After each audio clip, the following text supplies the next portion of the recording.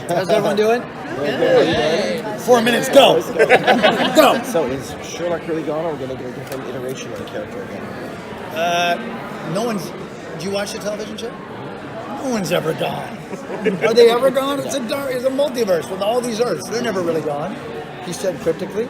Is there going to be a whole crisis episode with just all the wells? Listen, there's myriad ways to get a show canceled, and that sounds like a great.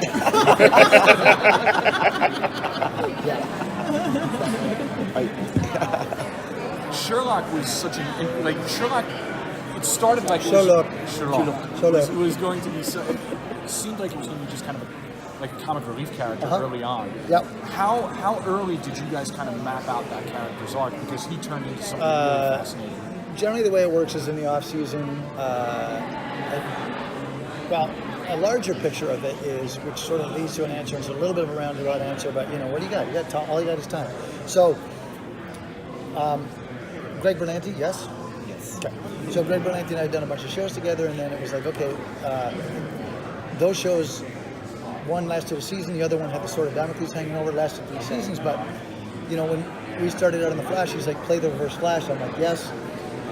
The idea was that he wasn't Greg Berlanti, the uber Hollywood producer. He was the guy who'd done 1 show, 2 shows, and he still retained that same humility, which is why he's one of the greatest humans to work for. And he was like, if we managed to do 1 season of Flash, how great that would be. I can have it on my desk as a calling card. I've done this. And when we finished that first season, which largely, if you've watched it, was Flash versus Reverse Flash, Barry has a chance to change the most egregious things that ever happened, and doesn't. And then we were like, okay, that's it, I'm done. And then he was like, but what if we could? And then all those other wells fashion. And the genesis of those was, what are we missing? And Grant's still winning. Candace is still winning. Danielle's still winning. Carlos is still winning. I was like, what if we had a daily asshole? Because they really are. And it's like, what if we had like conflict in the cortex? It's just a guy who's had no social graces, a bit of a dick, which became a line. And then ultimately you think, because of what's transpired with Harrison Wells season 1, Reverse Flash, you think he's going to be a villain, and he's not. And that was Harry. And then we're like, oh, we're on to something. And season 2 was dark, and I was like, we could use a little more comedy, and that was HR. In the back of my head, I always thought, it would be nice, though, if there was more of a tangential through line that connected to the story we were trying to tell that season. And HR didn't really, we didn't completely do it that way. And so last year with Sherlock was like, the idea of Sherlock, a master detective, which will be funny because he'll have this pomposity, but also he'll actually be good at what he does. Tracking down the Reverse Flash, like tracking down me was like, oh, and it fits with the story. It's not indulgent. That was a delight to play. That's a long roundabout answer, but yeah.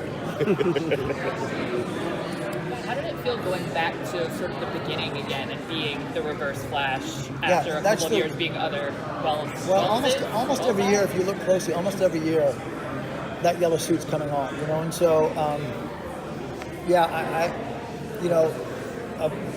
that's the largest shadow that the characters I play cast. That's the reason that I'm on the show, and so if there wasn't, I wouldn't be here if it wasn't that opportunity in the offing, knowing that I was going to put that suit on. The fact that I know that that's always coming, that that the Joker's got to show up for Batman, and Luthor's got to show up for Superman, and Reverse Flash has to show up for Flash, and the fact that that's always there adds something really delicious to playing the other characters, because you're kind of like tick, tick, tick, tick, tick, tick. This is great, and then pretty soon this guy's going to show up. Will you be directing again this year? Yeah, there's always scenes like this. Yeah, I mean, yeah. It's always, that's always a thing. Yeah. I mean, what was interesting is just because we know each other a little well, like doing the 100 was a delight, and